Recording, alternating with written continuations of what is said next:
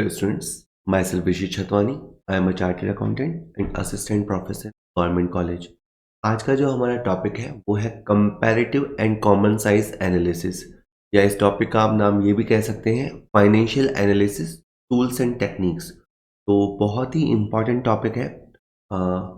अलग अलग स्टेट के अंदर जो स्कूल लेक्चरर एग्ज़ाम्स होते हैं उसमें, नेट एग्ज़ाम्स के अंदर, असिस्टेंट प्रोफेसर एग्ज़ाम्स के अंदर, KVS, NVS, DSSS, इन सारी भर्तियों के लिए बहुत ही इम्पॉर्टेंट टॉपिक ये रहने वाला है फाइनेंशियल एनालिसिस। चलिए सर शुरू करते हैं। First question, the analysis of financial statement by a share holder is an example of. एक शेयर होल्डर जो वित्तीय विवरण का विश्लेषण करता है उसे क्या कहेंगे? External analysis, internal analysis, vertical analysis या हॉरिजॉन्टल एनालिसिस? देखिए सर, पहले आप ये समझिए कि एनालिसिस बहुत तरह के होते हैं। बाहर के लोग भी एनालिसिस करते हैं, उसे एक्सटर्नल एनालिसिस कहेंगे। मैनेजमेंट भी एनालिसिस करता है, उसे हम इंटरनल एनालिसिस कहेंगे। इस क्वेश्चन में जो वित्तीय विवरण का विश्लेषण है वो शेयर होल्डर ने किया है। ये जो भी इन्वेस्टर होते हैं या जिन्होंने भी कंपनी को उधार दिया है, यानी जो लैंडर्स होते हैं या जो गवर्नमेंट होती है, वो जो एनालिसिस करते हैं वो बाहर से करते हैं। हमारे जो भी कहें पब्लिश्ड डॉक्यूमेंट्स होते हैं, जो भी हमारी पब्लिश्ड रिपोर्ट्स होती हैं, उसके बेसिस पे वो कैलकुलेशन या एनालिसिस करते हैं। जैसे हमारा P&L हुआ, बैलेंस शीट हुआ, ऑडिटर्स रिपोर्ट हुआ, डायरेक्टर्स रिपोर्ट हुआ, उसके बेसिस पे ये बाहर के लोग एनालिसिस करते हैं। तो शेयर होल्डर जो एनालिसिस करेगा वो चूंकि एक बाहर का आदमी है, उसे हमारी इंटरनल रिपोर्ट्स इतनी नहीं पता होती, तो वो जो कहलाएगा एक्सटर्नल एनालिसिस, बाह्य विश्लेषण कहलाएगा। इसके अलावा एक टाइप होता है हॉरिजॉन्टल और वर्टिकल, उस पर अपन आने वाले क्वेश्चन में डिस्कस कर लेंगे। अभी ये है कि शेयर होल्डर का एनालिसिस आपका एक्सटर्नल एनालिसिस माना जाएगा। Next question is, which tool is used for horizontal analysis? पहले आप देखिए कि अगर यहाँ पे आपको 2021 के आंकड़े दे रखे हैं, उसके बाद 2022 के आंकड़े दे रखे हैं, फिर 2023 के आंकड़े दे रखे हैं, यानी आपके पास साल दर साल बहुत सारे आंकड़े हैं और इस तरह से डायरेक्शन चल रहा है। ये जो डायरेक्शन है ना, ये हॉरिजॉन्टल एनालिसिस होता है। तो कहता है कि which tool is used for horizontal analysis? Balance sheet नहीं, गलत है ये। Comparative statement and trend analysis, ये सही है। Common size profit and loss नहीं है। आपने देखा होगा common size profit and loss इस तरह से होता है, तो जैसे ऊपर लिखा होगा प्रॉफिट एंड लॉस, और अगर लिखा है 2021 तो उसमें सारे जो आंकड़े होते हैं वो 2021 के होते हैं, ठीक है। उसमें इस तरह का डायरेक्शन नहीं होता है, जबकि जो कंपैरेटिव स्टेटमेंट है या जो ट्रेंड एनालिसिस है उसमें इस तरह का डायरेक्शन होता है, ठीक है। कॉमन साइज बैलेंस शीट में नहीं। तो इस क्वेश्चन का आंसर बी रहने वाला है। हमेशा की तरह मैं आपको यही कहूँगा कि आप क्वेश्चन देखिए, खुद ही आंसर लगाइए और फिर अपना आंसर मिलान कीजिए। चलिए सर आगे देखते हैं। In horizontal analysis financial statement of dash dash accounting periods are necessary. क्षैतिज विश्लेषण के लिए डैश डैश लेखांकन अवधियों के वित्तीय विवरणों की आवश्यकता होती है। देखिए, अगर आप हॉरिजॉन्टल एनालिसिस कर रहे हैं जो इस तरह का है, तो कंपैरिजन, जैसे आप यहाँ पे 2020 लिख रहे हैं, यहाँ 2021 है, यहाँ 2022 है, तो यहाँ पे कम से कम आपको 2 साल चाहिए, 2 से ज़्यादा साल भी हो सकते हैं। तो हॉरिजॉन्टल एनालिसिस करने के लिए ईयर ऑन ईयर कंपैरिजन करने के लिए आपको 2 या 2 से ज़्यादा ईयर्स की आवश्यकता होती है। बी ऑप्शन कहता है ओनली 1, गलत है। सी ऑप्शन कहता है 1 से भी चल जाएगा, 2 या 2 से ज़्यादा भी चल जाएगा, नहीं। अगर आपका पर्पस हॉरिजॉन्टल एनालिसिस है तो फिर आपको 2 या 2 से ज़्यादा करने चाहिए, ठीक है। 2 या 2 से ज़्यादा ईयर होने चाहिए। एक आप पढ़ने का ट्रिक ये भी आप समझ रहे होंगे, जैसे आपने मान लीजिए एक वीडियो आप देख रहे हैं और MCQ लगा रहे हैं, तो आपको ये समझ में आ रहा है कि हॉरिजॉन्टल एनालिसिस आपका तैयार है या नहीं है। नहीं तो इन वीडियोस का पर्पस ये भी होता है कि आपको आपके वीक एरियाज पता लग जाएं, जहां जिन एरियाज को आपने टच नहीं किया है वो पता लग जाए।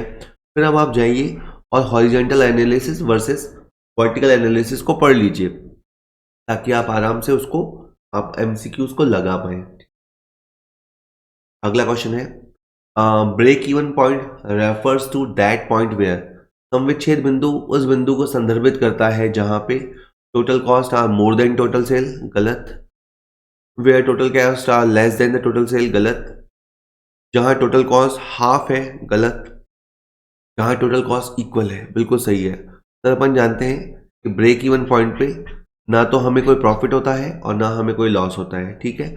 नो प्रॉफिट नो लॉस की सिचुएशन रहती है, और ऐसा तभी होता है जब हमारा रेवेन्यू इक्वल टू कॉस्ट हो, जब हमारा सेल इक्वल टू कॉस्ट हो, ठीक है। फाइनेंशियल एनालिसिस के बहुत सारे मेथड हैं, जिसमें कंपैरेटिव मेथड है, आपका कंपैरेटिव एनालिसिस होता है, आपका कॉमन साइज होता है, आपका कहीं ट्रेंड एनालिसिस होता है, रेशियो एनालिसिस है, कैश फ्लो है, फंड फ्लो है, ब्रेक इवन पॉइंट, ये सब आपके फाइनेंशियल एनालिसिस का पार्ट है। तो आपको पता होना चाहिए कि ब्रेक इवन पॉइंट में क्या होता है, वहां पे total sale equal to total cost हुआ करती है, और संस्था को कोई प्रॉफिट या लॉस उस बिंदु पे नहीं होता है। हर बिजनेस का पहला टारगेट होता है, हर बिजनेस और खास करके नए बिजनेस का पहला टारगेट होता है somehow break even point को अचीव करना। एक बार बंदा ब्रेक इवन पॉइंट में पहुंच गया तो उसके बाद तो प्रॉफिट्स की तरफ बढ़ जाता है। पर ब्रेक इवन पॉइंट आपका पहला टारगेट है कि आप लॉस में ना हो, एटलीस्ट आप बराबर में तो जाएं। पांचवा question, in common size income statement various items are presents as a percentage of. देखिए पहली बात तो ये क्वेश्चन जो है ये कॉमन साइज का है, क्योंकि जैसे ही आप क्वेश्चन पे आएंगे ना, तो सबसे पहले आप देखिएगा कंपैरेटिव एनालिसिस है या आपका कॉमन साइज एनालिसिस है। तो इन्होंने कहा कॉमन साइज एनालिसिस है, ठीक है, जो इस तरह से होता है, जो वर्टिकल फॉर्मेट में होता है, और उसमें इनकम स्टेटमेंट की बात चल रही है, जिसको आप P&L स्टेटमेंट भी बोलते हैं। तो उसमें सबसे मेजर आइटम कौन सी होती है, सबसे मेजर आइटम होती है उसमें सेल्स, ठीक है, सेल, जिसको आजकल अपन रेवेन्यू फ्रॉम ऑपरेशन कहते हैं। तो कॉमन साइज इनकम स्टेटमेंट में जो सारे आइटम्स हैं उसे किसका परसेंटेज माना जाता है या किसके परसेंटेज के फॉर्म में दिखाया जाता है, तो वो अपन सेल्स के परसेंटेज के तौर पे लेते हैं। सपोज कीजिए उसमें हमारी जो रेवेन्यू फ्रॉम ऑपरेशन है, मान लीजिए 4 लाख है, तो उसे अपन 100 मान लेते हैं, और उसके बाद जो बाकी आइटम है, मान लीजिए फॉर एग्जांपल मटेरियल कंज्यूम है, और मटेरियल कंज्यूम 2 लाख है, तो हम ये देखते हैं कि ये जो 2 लाख है वो 4 लाख का कितना परसेंट है, से 50%। या मान लीजिए एम्प्लॉय बेनिफिट एक्सपेंसेस है, और एम्प्लॉय बेनिफिट एक्सपेंसेस कितने हैं, मान लीजिए 40,000 है, तो हम ये देखते हैं कि जो 40,000 है वो 4 लाख का कितना परसेंट है, से 10% है। कहने का मतलब है each and every item revenue from operation के परसेंटेज के फॉर्म में दिखाई जाती है। हम ग्रॉस सेल नहीं देखते, हम नेट प्रॉफिट नहीं देखते, ग्रॉस प्रॉफिट नहीं देखते, हम इसे 100% मानते हैं, और सारी आइटमें इसी के राउंड राउंड देखी जाती है। Sixth question, common size balance sheet is also called as. तो अब बात वापस क्या चली, ये है कॉमन साइज। अभी आप देखते हैं कि आपका जो बैलेंस शीट होता है, जिसके अंदर आपका शेयर होल्डर फंड होता है, non current liability, current liability होता है, नीचे की तरफ नॉन करंट एसेट्स और करंट एसेट्स होता है। तो जनरली आपके ये सारे होते हैं। इसमें आप क्या करते हो, ये वाले टोटल को 100 मान लेते हो, ये वाले टोटल को 100 मान लेते हो, तो आप और सारा बैलेंस शीट परसेंटेज फॉर्म में कन्वर्ट हो जाता है। तो इसको आप परसेंटेज बैलेंस शीट भी कहते हैं। ये जो कॉमन साइज बैलेंस शीट है उसको अपन परसेंटेज बैलेंस शीट भी कहते हैं। इसका ए ऑप्शन सही है, वैसे बाय द वे ऑप्शन था परसेंटेज इनकम स्टेटमेंट गलत है, स्टेटमेंट ऑफ एब्सोल्यूट फिगर गलत है, नन ऑफ द अबव गलत है। Common size balance sheet also known as percentage balance sheet. Well, सातवां क्वेश्चन है, कॉस्ट ऑफ गुड्स सोल्ड, बेचे गए माल की लागत क्या होती है। देखिए सर, जो हम सेल करते हैं वो तो हमें पता होती ही है कि हमने कितने में माल बेचा है, पर हमें ये भी पता होना चाहिए कि वो माल एक्चुअली में कितना था। जो माल से अपन ने 5 लाख में बेचा है, वो हमें पता होना चाहिए कि वो कितने का था, बेसिकली उसकी कॉस्ट क्या थी। तो ये आप कैसा पता करेंगे? इसके लिए एक तो आपको पता होना चाहिए कि ओपनिंग स्टॉक कितना था, प्लस हमने परचेज कितना किया, प्लस उस पे डायरेक्ट एक्सपेंसेस कितने हुए, और उसमें से कितना माल हम नहीं बेच पाए। ठीक है, क्या लेना है फॉर्मूला? ओपनिंग स्टॉक, जो माल पहले से था, जो हमने परचेज किया, जो परचेज करने के बाद उसे गोडाउन तक लाने पे डायरेक्ट एक्सपेंसेस हुए, और उसमें से क्लोजिंग स्टॉक को लेस करेंगे तो पता लगेगा कि हमने एक्चुअली कितने माल बेचा। अभी जो 4 फॉर्मूले गिवन है, इसमें पहले में केवल लिखा है purchase plus direct expenses, second में लिखा है opening stock of material, purchase of material, direct expenses minus closing stock of material. हाँ, ये आप कह सकते हैं ये फॉर्मूला कंप्लीट है। थर्ड के अंदर सी थोड़ा कमज़ोर फॉर्मूला है क्योंकि इसमें एक्सपेंसेस कवर नहीं है, और चौथा कहता है कि इनमें से कोई नहीं, तो बी फॉर्मूला बिल्कुल सही है। वैसे एक फॉर्मूला ऑल्टरनेट ये भी होता है कि सेल में से अगर आप अपना ग्रॉस प्रॉफिट हटा दें तो भी आपका कॉस्ट ऑफ गुड्स सोल्ड आ जाता है। तो अगर 5 लाख हमारी सेल है और 1 लाख का प्रॉफिट हमने कमाया है, तो हम कह सकते हैं कि 4 लाख रुपए का माल वो था। कॉस्ट ऑफ गुड्स सोल्ड का मतलब जो माल हमने बेचा उसकी कॉस्ट क्या थी। नेक्स्ट क्वेश्चन है, the comparative balance sheet presents dash dash changes between the each item of balance sheet. तो अब के बार बात चल रही है बैलेंस शीट की, और बैलेंस शीट कौन सी? कंपैरेटिव वाली बैलेंस शीट। कंपैरेटिव वाली बैलेंस शीट ऐसी होती है कि समथिंग जिसके अंदर मान लीजिए कि पहले शेयर होल्डर फंड था 5 लाख का, अभी शेयर होल्डर फंड है मान लीजिए 6 लाख का, जो चेंज आया है वो 1 लाख का चेंज आया है, और इस चेंज का जो परसेंटेज है, अगर आप निकालने लगेंगे तो 20% चेंज आएगा। ये वाला एब्सोल्यूट चेंज कहलाता है, और ये वाला रिलेटिव चेंज या परसेंटेज चेंज कहलाता है। क्वेश्चन ने कहा कि जो कंपैरेटिव बैलेंस शीट है वो किस तरह के चेंजेस दिखाती है? रिलेटिव वाले, बिल्कुल रिलेटिव दिखाती है। एब्सोल्यूट वाले, हाँ, एब्सोल्यूट और रिलेटिव दोनों, हाँ। आंसर सी रहेगा सर। आप ये देखिए, ये जो मैंने बनाया है ये कंपैरेटिव बैलेंस शीट की ही लाइन है। उसके अंदर आपको ये जो डिफरेंस, बेसिक डिफरेंस दिख रहा है वो है एब्सोल्यूट चेंज, और फिर हमने इसको रिलेटिव फॉर्म में भी देखा है, यानी परसेंटेज चेंज। ठीक है सर। 9th क्वेश्चन है, in common size balance sheet total of equity and liability are assume to be equal to. Well, बात चल रही है बैलेंस शीट की, और बैलेंस शीट में बात चल रही है कॉमन साइज की। कॉमन साइज बैलेंस शीट ऐसी होती है जिसके अंदर पहले तो आपके सारे हेड होते हैं, share holder fund, non current liability, current liability, नीचे होता है आपका नॉन करंट एसेट्स और करंट एसेट्स। और हम क्या करते हैं, इस वाली टोटल को 100 मान लेते हैं, और इस वाली टोटल को भी 100 मान लेते हैं, और फिर हर आइटम का परसेंटेज निकालते हैं। तो इन्होंने पूछा था कि जो कॉमन साइज बैलेंस शीट होती है उसमें जो इक्विटी और लायबिलिटीज, यानी इसकी बात कर रहा है, जो इक्विटी और लायबिलिटीज की टोटल है उसको आप क्या मानते हैं? सर, उसको हम इक्वल टू 100 मानते हैं। ठीक है, देख ही रहे हैं आप, रिलेटिवली आसान ही क्वेश्चन है, कोई ऐसी दिक्कत नहीं है कि खुद लगाइए, मजा आएगा आपको। Vertical analysis is known as, लंबावत विश्लेषण जाना जाता है स्ट्रक्चरल एनालिसिस के नाम से, स्टैटिक एनालिसिस के नाम से। जी हाँ, इसका आंसर बी सही है कि आपका जो वर्टिकल एनालिसिस होता है, ठीक है सर, जैसे अभी जो अपन ने देखा ना, इसमें आपको समझो 2020 के आपको डिटेल्स दे रखे हैं, ठीक है, और आपने इसे 100 माना, और 100 मान के अपन ने हर आइटम का परसेंटेज कैलकुलेट किया। तो ये आप देख रहे हैं फॉर्मेट जो है ना, ये ऊपर से नीचे वाला फॉर्मेट जो होता है इसको हम बोलते हैं वर्टिकल फॉर्मेट, और इसमें आप ईयर ऑन ईयर कंपैरिजन नहीं करते, तो ये आपका स्टैटिक एनालिसिस है। इसमें थोड़ी देर के लिए चीज़ें रुक जाती हैं, थोड़ी देर के लिए चीज़ें स्थित हो जाती हैं, स्टैटिक हो जाती हैं, और जब हम 20 को 21 से, 21 को 22 से कंपेयर करते हैं तो वो डायनेमिक होता है, वो लगातार चलता है। इसमें थोड़ी देर के लिए चीज़ें ठहर जाती हैं, और इसका जो फॉर्मेट होता है ऊपर से नीचे होता है, तो वर्टिकल एनालिसिस को ही अपन कहते हैं स्टैटिक एनालिसिस, और ये वाला जो एनालिसिस है ये आपका हॉरिजॉन्टल एनालिसिस है। ठीक है, तो सर यूट्यूब पे जो आप वीडियोस देख रहे हैं वो करीबन 100 टोटली आपको अवेलेबल होंगे, पूरे फ्रीली अवेलेबल होंगे। लेकिन आप भी ये समझ रहे हैं कि ये केवल एमसीक्यू क्वेश्चंस हैं, इनमें से कुछ क्वेश्चंस आ सकते हैं लेकिन सब कुछ तो इसमें से नहीं आएगा। सिलेबस तो आप जानते हैं बहुत वास्ट है।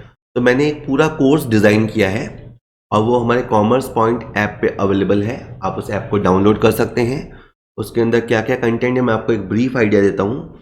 उसमें हमने करीबन 300 एमसीक्यू वीडियोस बनाए हैं, जैसे 100 अवेलेबल हैं यूट्यूब पे, इसके अलावा भी 200 एमसीक्यू वीडियोस और हैं, ताकि आपको क्वेश्चन लगाने की और अप्रोच ज़्यादा बेटर तरीके से क्लियर हो।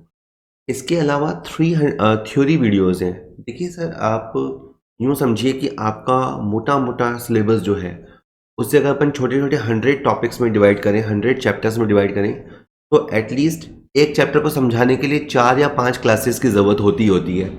उसमें नोट्स डिफरेंसेस सारे आ जाते हैं। तो वो करीबन हमने 500 वीडियोस में कवर किए हैं, करीबन आधे घंटे की लेंथ के होते हैं।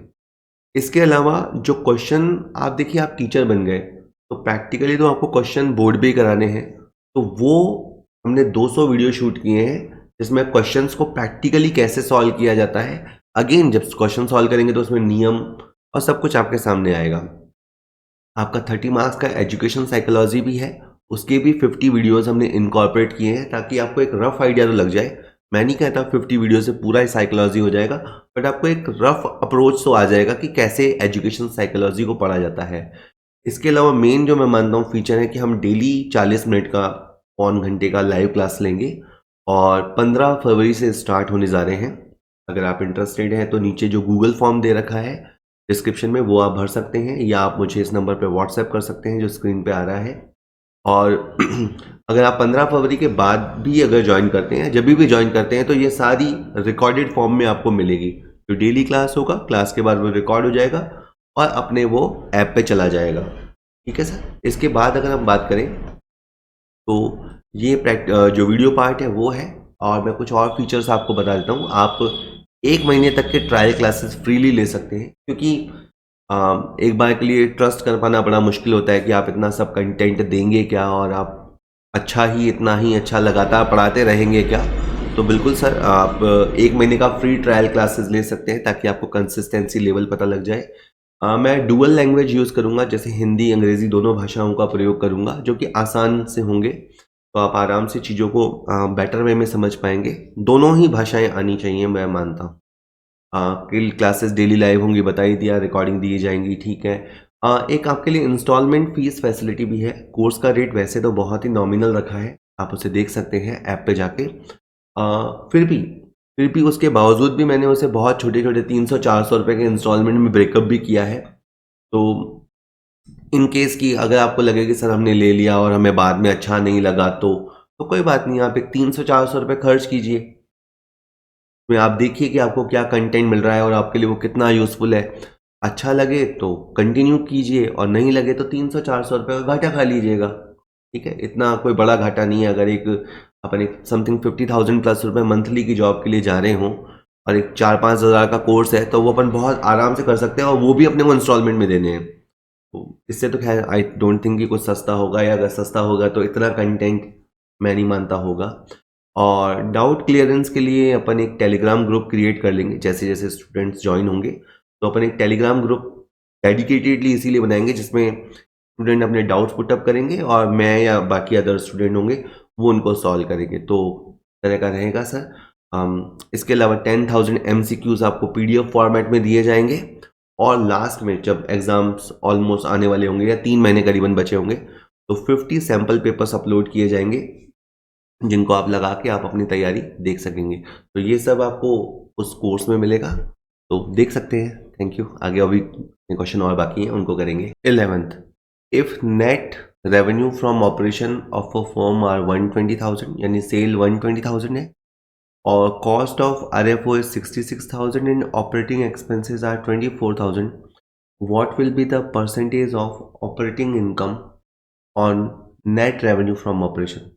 ये क्वेश्चन आप दो तरीके से कर सकते हैं। इसे आप कॉमन साइज एनालिसिस से भी कर सकते हैं और रेशियो एनालिसिस से भी कर सकते हैं। ठीक है, चलिए सबसे पहले आपको इन्होंने दे रखा है रेवेन्यू फ्रॉम ऑपरेशन। आपका रेवेन्यू फ्रॉम ऑपरेशन है 1,20,000 रुपये। ठीक है, और आपकी जो कॉस्ट दे रखी है, कॉस्ट ऑफ RFO, वो है 66,000। और आपके जो ऑपरेटिंग एक्सपेंसेस दे रखे हैं वो हैं 24,000। तो आपकी जो ऑपरेटिंग कॉस्ट हुई 66,000 का तो आपने सामान बेचा और 24,000 उसके ऊपर खर्चा हुआ, तो आपकी जो ऑपरेटिंग कॉस्ट हुई वो हुई 90,000।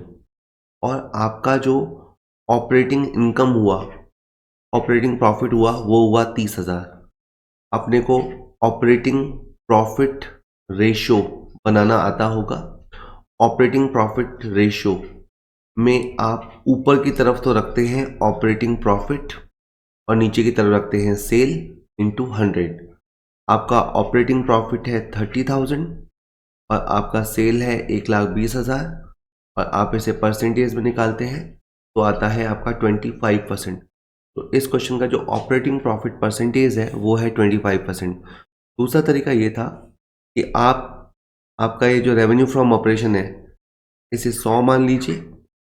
ठीक है, कॉमन साइज स्टेटमेंट में इसको 100 मान लिया जाता है। ये 66,000 1,20,000 का कितना परसेंटेज होता है वो निकाल लीजिए। ये आएगा अबाउट 55%। ये जो 24,000 होता है, ये 24,000 डिवाइडेड बाय 120,000 ये होता है करीबन 20%। और 30,000 डिवाइडेड बाय 120% ये आता है आपका 25%। तो आप ईच एंड एवरी आइटम का, हर आइटम का परसेंटेज बनाकर भी निकाल सकते हैं। तो दो तरीके से पॉसिबल है क्वेश्चन। और ये जिस तरह का एनालिसिस हुआ था, क्वेश्चन देखिएगा, ये इस तरह का जो एनालिसिस होता है जो ऊपर से नीचे की तरफ होता है, इसी को हम वर्टिकल एनालिसिस या स्टैटिक एनालिसिस कहते हैं। ठीक है sir. Next is comparison of actual value of one firm with those of the another firm. एक फर्म को कंपेयर कर रहे हैं हम दूसरी फर्म से belonging to the same industry is inter firm comparison की intra firm comparison, pattern comparison या स्टैंडर्ड कंपैरिजन। इसे आप क्या कहेंगे? इसे अपन कहेंगे इंटर फर्म कंपैरिजन, दो फर्मों की तुलना। सपोज कीजिए सर एक इंडस्ट्री होती है और वो इंडस्ट्री होती है सीमेंट इंडस्ट्री। सीमेंट इंडस्ट्री में एक प्लेयर होता है मान लीजिए श्री सीमेंट और एक प्लेयर होता है मान लीजिए बांगर सीमेंट। ये दो सीमेंट कंपनीज होती हैं। अगर इस फर्म का कंपैरिजन आप इस फर्म से कर रहे हो, एक ही इंडस्ट्री की दो फर्म का आप कंपैरिजन कर रहे हो, तो उसे हम कहेंगे इंटर फर्म कंपैरिजन। जैसे दो स्कूल के बीच में जो मैच होता है वो इंटर स्कूल होता है, तो कॉलेजेस के बीच में कंपटीशन होता है उसे इंटर कॉलेज बोलते हैं, तो देशों के बीच में कंपटीशन होता है तो इंटरनेशनल बोलते हैं। इसी तरह दो फर्मों के बीच में जो कंपैरिजन होगा उसे हम इंटर फर्म कंपैरिजन कहेंगे। ठीक है sir. Next question is while preparing common size balance sheet, each item of balance sheet is expressed as a percentage of। जब आप समानाकार तैयार करते हैं, ठीक है, कॉमन साइज बैलेंस शीट की बात चल रही है, तो बैलेंस शीट की हर आइटम को किसका परसेंटेज के तौर पे देखा जाता है? Current assets, non current assets, non current liability, total assets. Total assets sir, answer total assets. मान लीजिए ये आपका परफॉर्मा दे रखा है, ये ऊपर तो आपका चल रहा है इक्विटी एंड लायबिलिटी और नीचे चल रहा है असेट। ये आ गया आपका समझ लीजिए नॉन करंट एसेट्स और ये आ गया आपका करंट एसेट्स। तो आप क्या करते हैं सर, या तो आप इसे 100 मान लेते हैं, ऊपर की तरफ तो इसे 100 मान लेते हैं और नीचे की तरफ इसे 100 मान लेते हैं। यानी आप टोटल एसेट्स को 100 मान लेते हैं और फिर बताते हैं कि non current assets total assets का कितना भाग है। सपोज 60% है तो ये बाकी आ जाएगा 40%। कहने का मतलब ये है कि जो आपकी कॉमन साइज बैलेंस शीट होती है उसमें आप बैलेंस शीट के जो परसेंटेज निकालते हैं वो इनमें से किस बेस पे निकालते हैं? तो या तो हम निकालते हैं इक्विटी और लायबिलिटी की टोटल के बेस पे, या हम निकालते हैं टोटल एसेट्स के बेस पे। तो इसका आंसर आपका डी रहने वाला है। सर नेक्स्ट क्वेश्चन देखते हैं। Which one of the following इस टूल ऑफ फाइनेंशियल एनालिसिस, इनमें से कौन सा फाइनेंशियल एनालिसिस का टूल है? कंपैरेटिव स्टेटमेंट, यस टूल है। Common size statement, yes.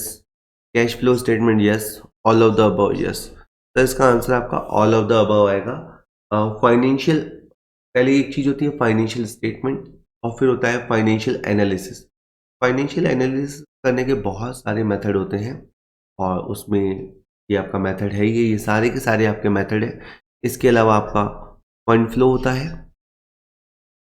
इसके अलावा आपका रेशियो एनालिसिस होता है, इसके अलावा ब्रेक इवन पॉइंट एनालिसिस होता है। These all are the tools and techniques of financial.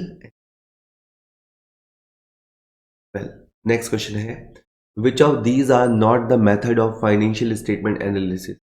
आपके पास उल्टा क्वेश्चन पूछा है। रेशियो एनालिसिस ये तो मेथड होता है, यस।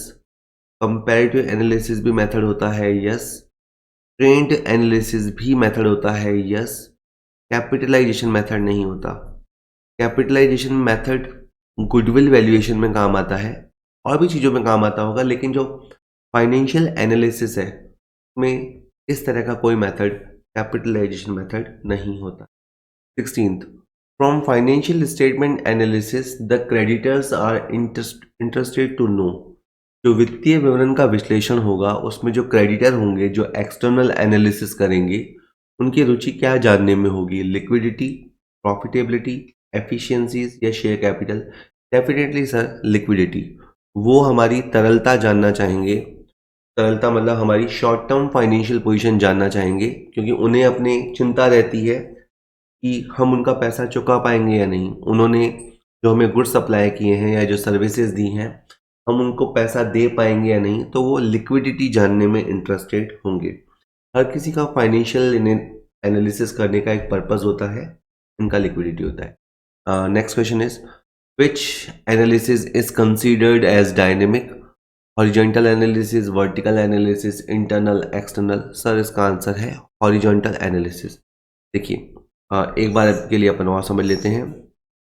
यहाँ पे आपको 2021 के आंकड़े दे रखे हैं, इसके बाद आपको 2022 के आंकड़े दे रखे हैं, 2023 के आंकड़े दे रखे हैं, ठीक है। इसमें आप ईयर टू ईयर कंपैरिजन करते हैं। तो आपका एक तो ये जो टेबल का फॉर्मेट है, ये आपका हॉरिजॉन्टल फॉर्मेट है। इसमें आप डायनेमिक तौर पे कैलकुलेशन करते हैं, डायनेमिक एनालिसिस करते हैं, ठीक है। इसे ही अपन टाइम सीरीज एनालिसिस भी कहते हैं। इसी एनालिसिस को हम टाइम सीरीज एनालिसिस भी कहते हैं। और ये सब जो आप कर रहे हैं उसे या तो अपन कंपैरेटिव एनालिसिस की कैटेगरी में रखेंगे या ट्रेंड एनालिसिस की कैटेगरी में रखेंगे। तो ये सारे नाम ऑलमोस्ट मिलते जुलते हैं। Horizontal analysis, dynamic analysis, time series analysis, और इसी को करने के मेथड्स हैं comparative analysis and trend analysis. ऐसा। इसके बाद क्वेश्चन कहता है, which analysis is considered as static? तो स्टैटिक में जब चीज़ें ठहर जाती हैं तो वो एनालिसिस आपका वर्टिकल एनालिसिस होगा। अब इसका एग्जांपल देख लीजिए। मान लीजिए आपको इस तरह का परफॉर्मा गिवन है, ठीक है, जिसमें आपने किसी चीज़ को 100 मान लिया, सेल्स को हो सकता है, टोटल असेट्स को हो सकता है, इक्विटी एंड लायबिलिटीज को हो सकता है, अपन 100 मान लेते हैं। तो एक तो जो अपना फॉर्मेट है ऊपर से नीचे, ये है आपका वर्टिकल एनालिसिस। इसमें थोड़ी देर के लिए चीज़ें कांस्टेंट हो जाती हैं, ठहर जाती हैं, ईयर ऑन ईयर कंपैरिजन नहीं होता। तो ये आपका स्टैटिक एनालिसिस है। और ये एनालिसिस करने के लिए या तो आप कॉमन साइज एनालिसिस करते हो, ये एक तरीका है, या आप जो रेशियो एनालिसिस करते हो, वो भी इसी कैटेगरी में आता है। और इसके अंदर जनरली जो अपन करते हैं वो क्रॉस सेक्शनल एनालिसिस करते हैं। इसके अंदर जो एनालिसिस होगा वो क्रॉस सेक्शन, यानी दो डिफरेंट सेक्शंस के बीच में एनालिसिस होगा। वहाँ दो, जो हॉरिजॉन्टल एनालिसिस है वहाँ दो ईयर्स के बीच में एनालिसिस होता है, यहाँ दो तरह की आइटम्स या दो तरह के सेक्शंस के बीच में एनालिसिस होता है। तो ये क्रॉस सेक्शनल एनालिसिस है, ठीक है सर। चलिए, आंसर बी हो ही गया। Next is comparison of value of one period with those of the another period एक ही फर्म की एक अवधि के मूल्य की दूसरी अवधि के मूल्यों से जो तुलना होती है उसे हम कहेंगे इंट्रा फर्म कंपैरिजन या इंटर फर्म कंपैरिजन। तो इसे हम कहेंगे इंट्रा फर्म कंपैरिजन। इसमें आप क्या कर रहे हो, जैसे मैंने पिछला एग्जांपल लिया था श्री सीमेंट का बांगर सीमेंट से कंपैरिजन, तो वो वाला कंपैरिजन तो था इंटर फर्म, क्योंकि दो फर्मों के बीच में कंपैरिजन हो रहा था। अभी क्या कर रही है, अभी श्री सीमेंट अपने 2021 के आंकड़ों को 2022 से कंपेयर करेगी। तो ये एक ही फर्म के 2 इयर्स के बीच में कंपैरिजन हो रहा है। इसे हम इंट्रा, स्पेलिंग का फर्क है सर, इसे हम इंट्रा फर्म कंपैरिजन कैटेगरी में रखेंगे। तो मैं आपको थोड़ा समझा पा रहा हूँ। और एक लास्ट है आज के लिए, which of the following is not a limitation of financial statement analysis. तो आप जो फाइनेंशियल एनालिसिस करते हो इसकी कुछ लिमिटेशंस हैं। ये क्वालिटेटिव एलिमेंट्स को इग्नोर करता है। यस, ये बात सच है कि फाइनेंशियल एनालिसिस करते समय हम प्योर मॉनेटरी बेसिस देखते हैं, हम क्वालिटी एस्पेक्ट को नहीं देख पाते, गुणवत्ता को नहीं देख पाते, गुणों की उपेक्षा करते हैं। Not free from personal bias, ये भी बात सही है। कई बार जो फाइनेंशियल एनालिसिस करने वाला बंदा है वो कहीं कहीं पर्सनल बायस हो जाता है, वो अपनी मर्जी से प्रोविजंस बना देता है, अपनी मर्जी से डेप्रिसिएशन रेट्स चार्ज कर देता है, तो प्रॉफिट्स के साथ मैनिपुलेशन हो जाता है। तो पर्सनल बायस तो कहीं ना कहीं हो ही सकता है, क्योंकि फाइनेंशियल स्टेटमेंट बनाते समय पर्सनल बायस हो जाता है, एनालिसिस करते समय भी उसका असर आता है। इंट्रा फर्म कंपैरिजन, ये कोई इसकी लिमिटेशन नहीं है। इंट्रा फर्म कंपैरिजन भी हम कर पाते हैं, एक ही फर्म अपने डिफरेंट ईयर्स को देख पाती है, तो ये कोई लिमिटेशन नहीं है। और प्राइस लेवल चेंजेस को इग्नोर करता है, यस ये लिमिटेशन है। ठीक है, हम सपोज कीजिए 2021 में हमारी सेल 20 लाख रुपए थी और 2022 में हमारी सेल 21 लाख रुपए थी, तो हम ये देख के खुश हो जाते हैं और हम ये कह देते हैं कि हमारा बिजनेस 5% ग्रो कर रहा है। पर हो सकता है कि हमारी जो क्वांटिटी है वो नीचे चली गई हो, ये जो सेल हमें ज़्यादा दिखाई दे रही हो वो ऊंचे प्राइजेस की वजह से दिखाई दे रही हो। ये जो सेल आपको कंपैरेटिवली ज़्यादा दिखाई दे रही है, हो सकता है हमने प्राइजेस बढ़ाए हों इसलिए दिखाई दे रही हो, और वास्तव में हो सकता है क्वांटिटी नीचे गई हो। तो कहीं ना कहीं ये जो प्राइस लेवल चेंजेस होते हैं या कहें इन्फ्लेशन का जो इम्पैक्ट होता है उसे इग्नोर करता है। तो सर यही था आज की वीडियो में। तो थर्ड वाला जो था वो लिमिटेशन नहीं था, बाकी ये जो तीनों हैं वो लिमिटेशन है। होप वीडियो आपको पसंद आया होगा। वीडियो पसंद आता है तो वीडियो को लाइक कर सकते हैं, वीडियो को शेयर कीजिए अपने साथियों के साथ, आप भी तैयारी कीजिए, उनको भी अच्छी तैयारी करने दीजिए। Thank you very much.